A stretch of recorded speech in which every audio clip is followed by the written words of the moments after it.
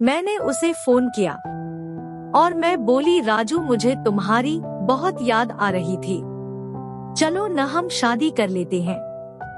अब तो मैंने तुम्हारे लिए अपने पति को छोड़ दिया है और उसे अपने घर में नामर्द साबित कर दिया है।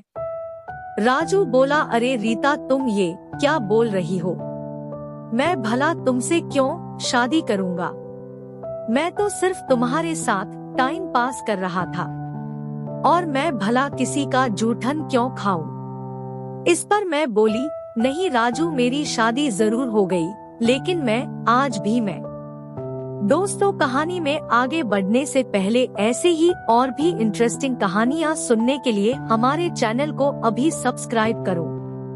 दोस्तों, मेरा नाम रीता है, मेरी उम्र अभी 22 साल है और मैं अपने घर की सबसे लाडली लड़की हूँ, क्योंकि मेरे 3 भाई थे जबकि मैं अकेली ही थी। शायद इसी वजह से बहुत ज्यादा बिगड़ गई थी। हमारे घर में मेरे अलावा कोई इतना ज्यादा मस्ती नहीं करता था। बात बहुत पहले की है, जब मैं 19 साल की थी। तब मैं लड़कपन के दौर से गुजर रही थी और अपनी लाइफ में बड़ी मस्त थी। फिर मैं एक लड़के से प्यार करती हूँ जिसका नाम राजू था और ये बात मेरे घर वालों को नहीं पता है। इसी तरह से फिर एक दिन मैं और राजू मार्केट में साथ साथ घूम रहे थे कि तभी वहाँ घूमते हुए मेरे चाचा ने हमें देख लिया और ये सारी बातें मेरे पापा को जाकर बता दिया था।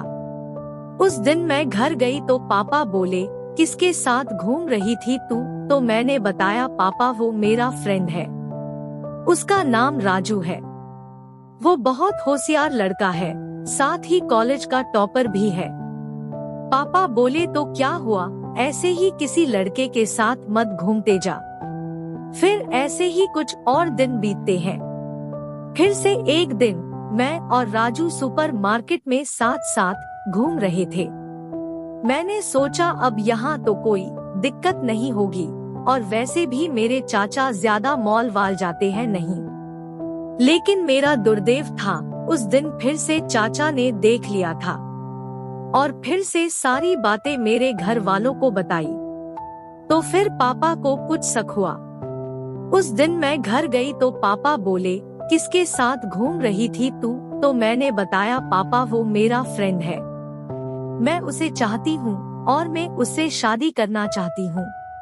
तो पापा ने मुझे बहुत डांटकर वहाँ से भगा दिया और बोले, तुम्हारी शादी उससे हरगिज नहीं होने दूंगा, क्योंकि वो लड़का एक नंबर का धोखेबाज है। मैं उसे बहुत अच्छी तरह से जानता हूँ। और फिर मैं वहाँ से चली गई। फिर एक दिन मेरे पापा मेरे लिए एक लड़के का रिश्ता लेकर आए। मैंने शादी करने से मना कर दिया क्योंकि मुझे राजू की बहुत ज्यादा याद आ रही थी। लेकिन पापा बोले, अगर शादी नहीं करोगी तो तुम मेरा मरा मुंह देखोगी। फिर मैं किसी तरह शादी के लिए मान गई, लेकिन मेरा मन अभी भी राजू में ही था। फिर मेरी शादी हो गई थी और सबने मुझे अपने नम आंखों से विदा कर दिया थे। इधर मैं अपने ससुराल पहुंच गई थी, लेकिन मुझे अब भी राजू की ही याद आ रही थी। मैं अभी उससे मिलना चाहती थी, लेकिन न मिल सकी। फिर इसी तरह दिन निकलते गए। फिर मेरी शादी को भी 25 दिन बीत गया, तो मैंने अपने घर जाने की इच्छा जताई। तो फिर मेरे ससुर गजोधर जी ने मुझे मेरे घर लेकर आ गए।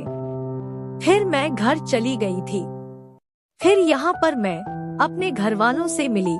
इतने में मेरे ससुर जी नाश्ता वगैरह करके घर जाने की जिद करने लगे थे, तो फिर वो अपने घर चले गए। फिर इसी तरह से दिन बीतने लगता है।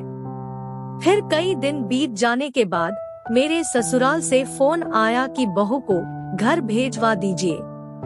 तो मैंने वहाँ जाने से मना कर दिया था और वजह बताई। मैं बोली, पापा मैं अब कभी भी वहाँ नहीं जाऊंगी। तो मेरे पापा बोले, क्यों नहीं जाओगी, वो ही तुम्हारा घर है। तो मैं बोली, कुछ भी हो मैं नहीं जाऊंगी। फिर सब मुझे बोलने लगे, डांटने लगे तो मैं बोली मेरा पति राजू नामर्द है, इसलिए मैं वहाँ नहीं जाऊंगी। फिर मेरी बात सुनकर सभी लोग दंग रह गए तो मेरे पापा बोले, बेटी तुम क्या बोल रही हो दामाद जी? मैंने बोला हाँ पापा, आपने सही सुना, वो नामर्द है। फिर इतना सुनते ही पापा गुस्सा हो गए और बोले आने दो उस गजोधर को, मैं उसे बताता हूँ। फिर उसके बाद पापा ने मुझे घर नहीं भेजा और कहा अब तुम उस घर में नहीं रहोगी। फिर एक दिन मेरे ससुर गजोधर जी का फोन आया तो वो बोले कि समधी जी मैं अपनी बहू को लेने के लिए आ रहा था। तो इस पर मेरे पापा का गुस्सा 7वें आसमान पर चढ़ गया था और वो बोले धोखेबाज, तूने अभी मेरी बेटी की जिंदगी बर्बाद कर दी है और बोल रहा है उसे लेने के लिए आ रहा था। अगर तुझे पता था कि तेरे बेटे में कमी है तो तूने मेरी बेटी से उसकी शादी क्यों करवाई? फिर फोन के उधर से आवाज आई, अरे समधी जी आप ये सब क्या बोल रहे हैं? मेरे बेटे में तो कोई कमी नहीं है, वो बिल्कुल अच्छा है। मेरे पापा बोले आज के बाद तुम फोन मत करना हमें। इतना कहकर पापा ने फोन काट दिया था। उनके आंखों में आंसू आया था। अब मुझे बहुत ज्यादा खुशी मिली थी। फिर मैंने अपने बॉयफ्रेंड राजू से मिलने के लिए चली गई थी। मैंने उसे फोन किया और मैं बोली राजू मुझे तुम्हारी बहुत याद आ रही थी, चलो न हम शादी कर लेते हैं। अब तो मैंने तुम्हारे लिए अपने पति को छोड़ दिया है और उसे अपने घर में नामर्द साबित कर दिया है। राजू बोला अरे रीता तुम ये क्या बोल रही हो? मैं भला तुमसे क्यों शादी करूंगा? मैं तो सिर्फ तुम्हारे साथ टाइम पास कर रहा था और मैं भला किसी का जूठन क्यों खाऊं? इस पर मैं बोली नहीं राजू मेरी शादी जरूर हो गई, लेकिन मैं बिल्कुल पवित्र हूँ और सिर्फ तुम्हारी हूँ। फिर राजू बोला वो सब में कुछ नहीं जानता। जो औरत अपने पिता और पति की नहीं हुई वो मेरा क्या होगी? मैं अब जा रहा हूँ, तुम मुझसे मिलने की कोशिश भी मत करना, वरना मैं तुम्हारे ऊपर केस कर दूंगा। इतना सुनते ही मेरी आंखों से आंसू बहने लगे। मुझे वो सारी गलतियां याद आने लगी जो मैंने किया था, कि कैसे मैंने अपने पति को नामर्द साबित कर दिया था, जिस बेचारे की इसमें कोई भी गलती नहीं थी।